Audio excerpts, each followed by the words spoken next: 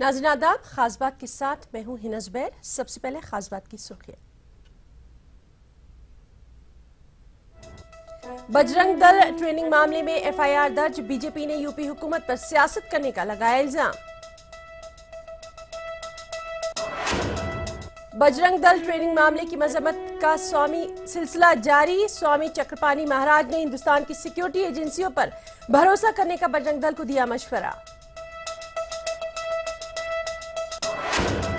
बाटला house encounter का जिन फिर निकला बोतल से बाहर, शिवराज पाटिल ने एनकाउंटर को बताया दुरुस्त, तो दिग्विजय सिंह ने कहा एनकाउंटर की होनी चाहिए अदालती जांच। हैदराबाद में बीजेपी लीडरों ने पेश किया कौंसिल जनरल ईरान को तहनीयत, हिंद ईरान के दरमियान तय पाए मुआहदों पर किया खुशी का इजहार। यूपी मदरसा बोर्ड नताइज के दावों की खुली पोल कॉपीज की जांचने का सिलसिला अभी जारी है। असतिज़ा की कमी के सबब नताइज आने में हो रही है देरी।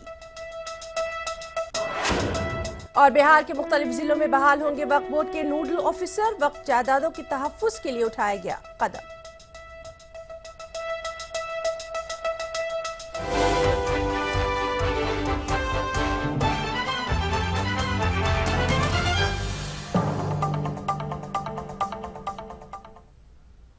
ये थी खास बात की हेडलाइंस। अब जरा तफसील से जानते हैं।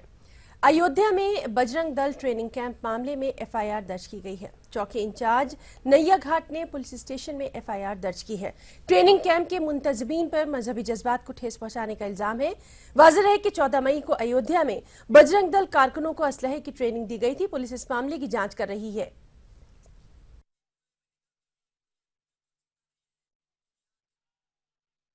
में प्रसारित किया गया है, जिसमें बजरंग दल द्वारा एक कार्यक्रम आयोजित था, जिसमें दो समुदाय के बीच में यानी कि आपसी टकराव दिखाया गया। उस प्रकरण को पुलिस ने संज्ञान में लेकर मुकदमा दर्ज किया, कार्रवाई की जा रही है।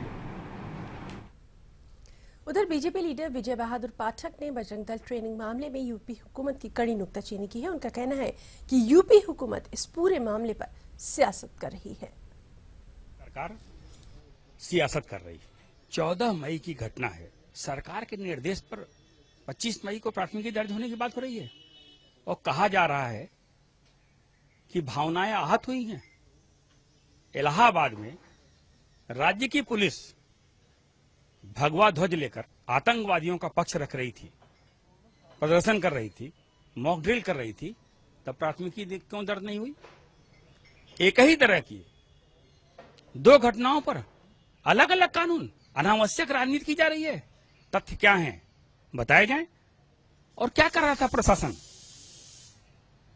अगर कुछ वहां जो कुछ घटित हो रहा था और कानून के खिलाफ था तो क्यों होने दिया गया? अब सियासत की जा रही है। नहीं, राजनीतिक कारणों से समाजवादी पार्टी के निर्देश, समाजवादी पार्टी की सरकार है और सरकार के निर्देश पर प्राथमिकी दर्ज की बात हुई है। और यही नहीं बल्कि बजरंग दल ट्रेनिंग मामले की हिंदू महासभा ने भी सख्त अल्फाज में मजम्मत की है। हिंदू महासभा के कौमी सदर स्वामी चक्रपाणी महाराज ने कहा कि हर शख्स अगर हथियार उठाने लगे तो फिर हिंदुस्तान लीबिया बन जाएगा। उन्होंने बजरंग दल को मशवरा दे डाला कि वो हिंदुस्तान की सिक्योरिटी और इंटेलिजेंस एजेंसीज पर भरोसा करे। हमारे ईटीवी नुमाइंदे एहतिशामुल हसन ने स्वामी चक्रपाणी महाराज से खास बातचीत की है। प्रदेश में बजरंग दल की ओर से ट्रेनिंग कैंप चलाने जाने की खबर है। ऐसी तस्वीरें आने के बाद मुल्क भर में हंगामा हो चुका है। हमारे साथ मौजूद हैं हिंदू महासभा के राष्ट्रीय अध्यक्ष स्वामी चक्रपाणी महाराज जी। इस तरह का जो ट्रेनिंग कैंप चलाया जा रहा है, जिससे अगर इस तरह से हर धर्म के लोग ट्रेनिंग कैंप चलाने लगे तो क्या सूरत हाल होगी? जबकि ये बात कही जा रही है कि एफआईआर दर्ज भी हो चुके हैं बजरंग दल के उन लोगों के खिलाफ जो इस तरह की कैंप चला रहे हैं। तो क्या कहेंगे आप इस तरह के कैंप चलाने पर? देखिए क्या है उनकी भावना। एक बात जो सामने आ रही है कि आईएसआईएस के खिलाफ जो है, आतंकवाद के खिलाफ हम ये हथियार की ट्रेनिंग दे रहे हैं, जैसे कि बताया जा रहा है। तो भावना तो चलो ठीक है कि आतंकवाद के खिलाफ, लेकिन जिस प्रकार से ये किया जा रहा है इसका मतलब आपको अपनी सेना पे विश्वास नहीं है, अपनी पुलिस पे विश्वास नहीं है। तो यहाँ पे तो हमारे देखिए देश में हर व्यक्ति कोई भी आतंकवाद को बर्दाश्त नहीं कर सकता और न करता है। यहाँ पे बड़ा शांति पसंद लोग हैं और हर व्यक्ति अगर ऐसे चलने लगे कोई आप कर रहे हो, हर व्यक्ति करने लगे, हथियार उठाने लगे, तो लीबिया तो बनने में देर नहीं लगेगी। यहाँ तो हर व्यक्ति हथियार उठा ले तो लीबिया तो ऐसे ही भारत बन जाएगा। तो हमें लगता है इस तरह की कोई आवश्यकता नहीं है और इस तरह की जो भी ट्रेनिंग कर रहे हैं तो हमें लगता है उनको अपने को थोड़ी नियंत्रण में रखना चाहिए और सबको इस तरह के समाज में अच्छे मैसेज नहीं जाते हैं और हमें लगता है इस पर विराम लगाने चाहिए। सर, ये भी बात कही जा रही है कि अयोध्या के आसपास ये ट्रेनिंग कैंप चलाए जा रहे हैं, वहाँ पर राम मंदिर और बाबरी मस्जिद का भी मामला चल रहा है, तो क्या आपको उससे भी जोड़ करके कहीं ना कहीं लोग इस बात को देख रहे हैं, तो क्या कहेंगे आप? नहीं, राम मंदिर के लिए बंदूक से राम मंदिर तो बनेगा नहीं, तो राम मंदिर तो बनेगा या तो कोर्ट के माध्यम से बनेगा। तो अगर जो बजरंग दल को कुछ करना है, विश्व हिंदू परिषद और आरएसएस को कुछ करना है तो नरेंद्र मोदी जी के यहाँ धरना प्रदर्शन करें, केंद्र सरकार से मांग करें कि फास्ट ट्रैक कोर्ट बनवाएं, या तो केंद्र सरकार से मांग करें कि कानून बनाए, तो कानून सम्मत से बनेगा ना। उधर यूपी के फैजाबाद में बजरंग दल की फिरक़े परस्ती पर मबनी वीडियो के सामने आने के बाद तमाम हलकों से इसकी सख्त मजम्मत का सिलसिला जारी है। यूपी के मुख्तलिफ हिस्सों में सियासी और समाजी हलकों से जुड़े लोगों का मानना है कि ये खास नजरिए की जानिब से समाज को बांटने की ये कोशिश है।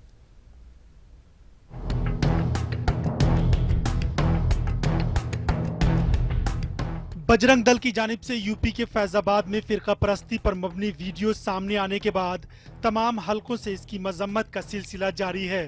कानपुर में सियासी और समाजी हलकों से जुड़े लोगों का मानना है कि एक खास नजरिए की जानिब से समाज को बांटने की कोशिश की जा रही है, क्योंकि जब देश के अंदर कोई आपत्ति और कोई विदेशी ताकतें या आतंकवादी इस देश के अंदर आते हैं तो उनसे मुकाबले के लिए अगर देश का हर सख्त हथियार चलाने का प्रशिक्षण प्राप्त किए होगा तो उन आतंकियों को मुंह तोड़ जवाब दिया जा सकता है। अगर कोई मुसलमान तिलक लगा करके इस प्रशिक्षण को प्राप्त करे तो इसका मतलब ये थोड़ी कि उसने हिंदू धर्म को इसमें टारगेट बनाया है। इसको राजनीतिक इशू ना बना करके इसको देश की सुरक्षा, मानव सुरक्षा, देश की अखंडता, प्रभुसत्ता के दृष्टि में देखना चाहिए और इस पर हमें कोई आपत्ति नहीं करना चाहिए। जो सियासी पार्टियां हर इशू को लेकर के एक बतंगड़ बना देती हैं और हिंदू मुसलमानों के बीच में जो खाइयां पैदा करते हैं, इसको कतई निंदनीय है।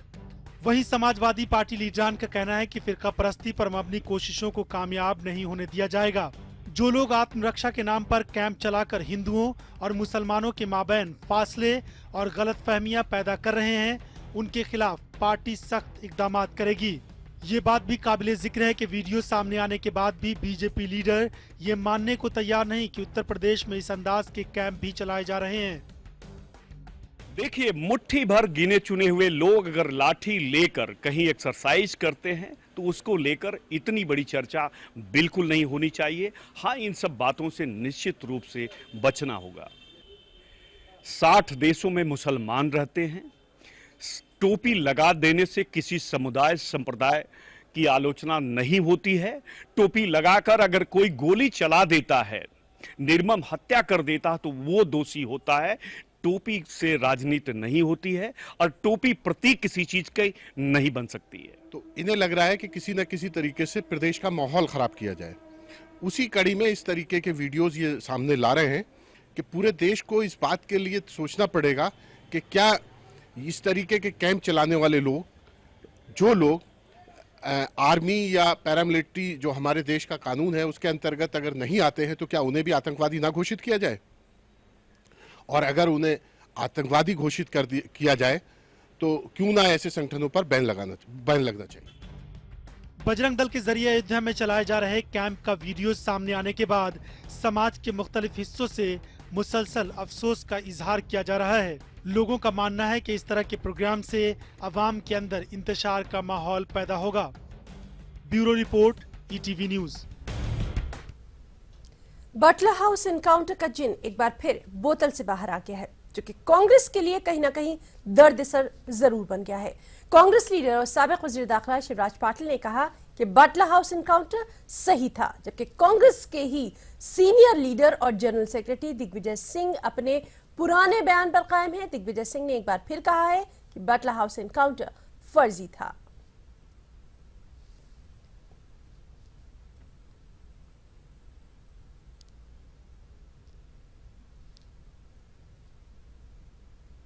खास बात पे खबरों का सिलसिला जारी रहेगा। फिलहाल रुकेंगे एक छोटे से ब्रेक के लिए, चल लौटते हैं।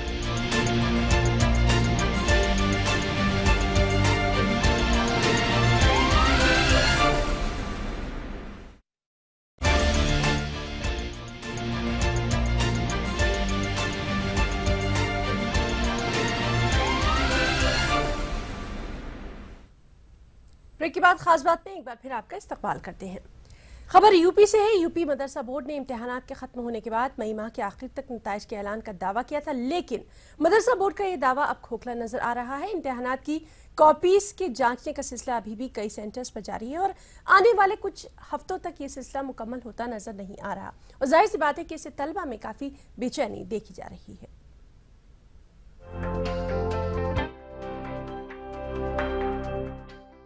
यूपी बोर्ड के अलावा दीगर बोर्ड ने भी अब तक हाई स्कूल और इंटर के नतायज वक्त पर जारी कर दिए हैं, लेकिन यूपी मदरसा बोर्ड में अभी भी कॉपियों के जांचने का सिलसिला जारी है। यूं तो यूपी मदरसा बोर्ड ने भी मई के आखिरी हफ्ते में नतायज के ऐलान का दावा किया था, लेकिन मुख्तलिफ मराकिज पर अभी कॉपियों के जांचने का सिलसिला जारी होने से नतायज के ऐलान में ताखीर यकीनी है। अकेले मगरबी यूपी के मेरठ सेंटर में भी अभी कई हजार कॉपियां जांचनी बाकी है। ऐसे में दूसरे सेंटरों पर हालात का अंदाजा लगाना मुश्किल नहीं। हमारे सेंटर पे जो कापियाँ चेक हो रही हैं उसमें कई जिलों की कापियाँ हैं, लोग कम यहाँ पर हैं, इसकी वजह से थोड़ी दिक्कतें आ रही हैं। तकरीबन 75% हमारे यहाँ काम हो चुका है बहुत मेहनत के बाद, और 25% काम रह गया है। हमारे पास जितने भी हैं, दारुल है, इस्लामिया है, हमारे मदरसे के हैं, मनसबी अरबी कॉलेज के असातिज़ा ही इतने कम हैं। वहीं मदरसा बोर्ड के जिम्मेदारान मानते हैं कि इस मर्तबा जिले में एक ही सेंटर कायम किए जाने से कई सेंटरों पर कॉपियों की तादाद ज्यादा हो गई है और स्टाफ की कमी से ये मुश्किलात पेश आ रही हैं। बहुत सी जगहों के ऊपर हमारे सेंटर जो एग्ज़ाम सेंटर बनाए गए, तो अब के रूल ये था कि एक डिस्ट्रिक्ट में एक बनाया जाए, और हमारे मगरबी यूपी में ख़ास तौर के ऊपर बहुत कम मदरसे ऐसे हैं जो एडिड हैं बनिस्बत मशरक़ी यूपी के। तो यहाँ पे एक तो स्टाफ कम है, और दूसरी बात यह है कि कापियाँ ज़्यादा होने के सबब जो है अब एक अपनी कैपेसिटी है, उस कैपेसिटी के मुताबिक एक मुदर्रिस जा सकता है। अगर 200 है तो 200 जा सकता है और 400 नहीं जा सकता। तो अब कुछ प्रॉब्लम मुअय्यन करने की बुनियाद पर हुई, तो इंशाल्लाह अब आहिस्ता आहिस्ता उम्मीद करते हैं बहुत जल्दी इंशाल्लाह जून के पहले हफ्ते में हतमन मैं समझता हूँ रमज़ान से पहले काम हो जाए। वक्त पर नतायज के जारी न होने का खमियाजा हर साल तालिबे इल्म को उठाना पड़ता है, लेकिन इंतजामिया को लेकर यूपी मदरसा बोर्ड के रवैये में कोई तब्दीली नजर नहीं आती। Bureau report, ETV news. Bihar के सभी जिलों में अब वक्फ बोर्ड के नोडल ऑफिसर मौजूद होंगे। दरअसल सूबे के मुख्तलिफ जिलों में बहाल अक़लियती ऑफिसर्स को वक्फ बोर्ड के नोडल ऑफिसर की इजाफी जिम्मेदारी सौंपी गई है। बोर्ड के इंतजामिया की माने तो यह ऐसा पहला मौका है जब वक्फ जायदाद के तहफ़्फ़ुज़ के लिए इस तरह का कदम उठाया गया। एक रिपोर्ट।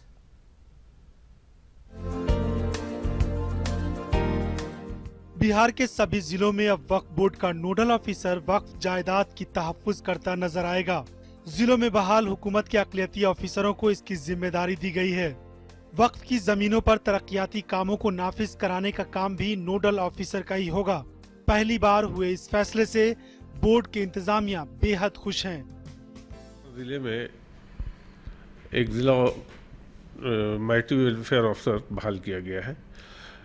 यही ऑफिसर वक्फ बोर्ड के एक नोडल ऑफिसर भी होंगे, और वो जितने भी वक्फ की जायदाद है इसका सारा इंफॉर्मेशन वो देंगे, जो भी शिकायतें हैं वो सुनेंगे, और वो वक्फ बोर्ड से उनका राब्ता रहेगा। उधर वक्फ बोर्ड ने मुलाजमीन की तकर्री करने का भी ऐलान किया है। बोर्ड के मुताबिक मुलाजमीन की कमी के सबब बोर्ड अपने मंसूबे को पाए तकमील तक पहुंचाने से कासिर रह जाता है। बोर्ड के सीईओ ने बताया कि इस सिलसिले की तमाम तैयारियां मुकम्मल की जा रही हैं। सौदा तैयार है, आचार संहिता खत्म होगा, हम लोग बहाली करेंगे ग्रांट हमारी बढ़ गई है, इसलिए हम लोग इस पोजीशन में हैं कि कुछ स्टाफ बढ़ा लें। खास बात यह है कि जिलों में मौजूद वक्फ बोर्ड की करीब सभी जमीनों पर जमीन माफियाओं की नजर लगी रहती है। यही सबब है कि सैकड़ों वक्फ एस्टेट पर कब्जा है और दर्जनों मामलात अदालत में जेर गौर हैं। बोर्ड के मुताबिक नोडल ऑफिसर और मुलाजमीन की बहाली होने से वक्फ से जुड़े मसले आसानी से हल हो सकेंगे। ईटीवी के लिए पटना से महफूज आलम की रिपोर्ट। खास बात में वक्त एक छोटे से ब्रेक का, चल लौटते हैं।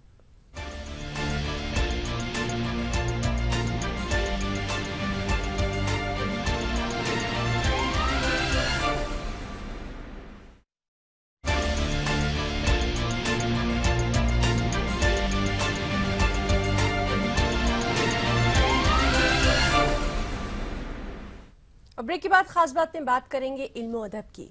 जी हाँ नाज़रीन, किसी भी अदीब, शायर या फनकार की तामीर और तरक्की उस इलाके की आवाम की तायद, हिमायत और हौसला अफजाई के बगैर मुमकिन नहीं। ये कहना है बरसग़ीर हिंद व पाक के मकबूल अदीब और अफसाना निगार नूरुल हसनैन का।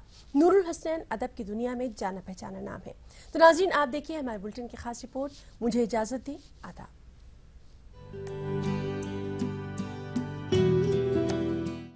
उर्दू दुनिया के लिए नूरुल हसनैन कोई नया नाम नहीं है। मुल्क और बैरून मुल्क में एक मारूफ अफसाना निगार के तौर पर इनकी शनाख्त है। मुंबई यूनिवर्सिटी और Maharashtra secondary and higher secondary board के निसाब में नूरुल हसनैन के अफसाने और ड्रामे शामिल हैं। आज एक मारूफ अदीब कहलाने वाले नूरुल हसनैन ने अपनी अमली जिंदगी का आगाज एक स्कूल टीचर की हैसियत से किया था, लेकिन लड़कपन से ही लिखने पढ़ने का शौक और घरेलू अदबी माहौल ने इन्हें चैन से रहने नहीं दिया। इनके अदबी सफर का आगाज कैसे हुआ, सुनिए खुद नूरुल हसनैन की जबानी। जब मैं 7वीं जमात में था, उस वक्त मेरी पहली कहानी हिंदुस्तान नामी अखबार में आई थी, जो बॉम्बे से निकलता था। बस फिर वहां से सिलसिला शुरू हुआ। नूरुल हसनैन पिछली 4 दहाइयों से मुसलसल लिख रहे हैं। अब तक इनके 4 अफसानों के मजमुए, 3 नॉवेल, ड्रामों के 2 मजमुए, तनकीदी मजामीन पर मुश्तमिल 2 मजमुए, एक खाके का मजमुआ और बच्चों के लिए लिखी कहानियों का मजमुआ गुड्डू मियां कारीन से दादो तहसीन हासिल कर चुके हैं। नूरुल हसनैन के हिस्से में यूं तो कई एजाजात और इनामात आए, लेकिन इनमें महाराष्ट्र स्टेट उर्दू साहित्य एकेडमी का रियासती अवार्ड और सिराज औरंगाबादी अवार्ड और उत्तर प्रदेश उर्दू एकेडमी के अवार्ड काबिल जिक्र हैं। मैं यहाँ तक के जो पहुँचा, या कोई भी अदीब, कोई भी शायर जब थोड़ी शोहरत की मंजिलें तय करता है तो उसमें उसकी मेहनत तो होती है, लेकिन बग़ैर इलाके के, बग़ैर अवाम के वो कुछ नहीं कर सकता। ये अब उस इलाके की अवाम, उसका शहर ही होता है जो उसकी तामीर में भरपूर हिस्सा लेता है, उसकी हिम्मत अफजाई करता है।